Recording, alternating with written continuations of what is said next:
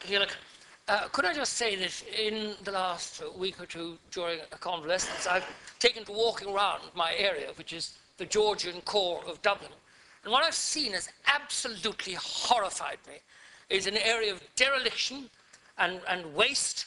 If you go up towards the basin along North Frederick Street and Blessington Street, you see this. You see it in the houses behind. In Nelson Street, there are 2 houses burned out.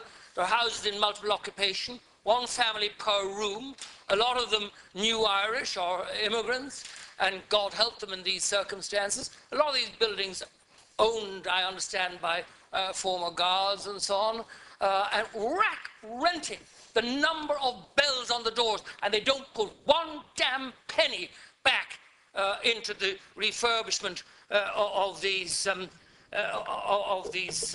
areas.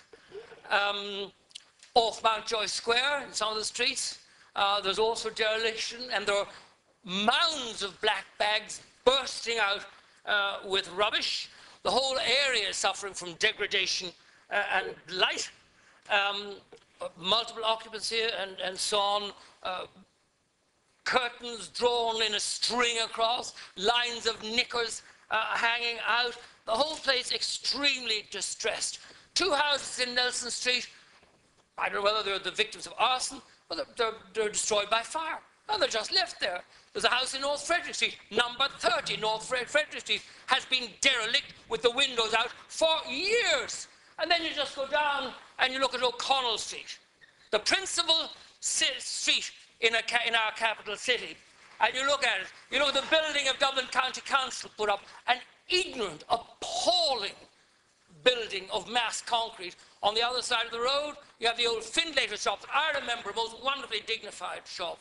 Then you have 2 enormous spaces left by the collapse of development.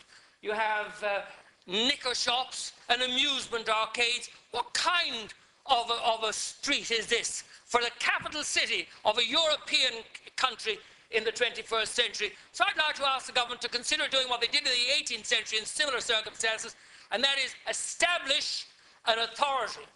It was the Wide Streets Commission in the 18th century, and it put manners on the people who owned and manipulated property in the centre of the city. We hear a lot about Georgia in Dublin. Let's do something for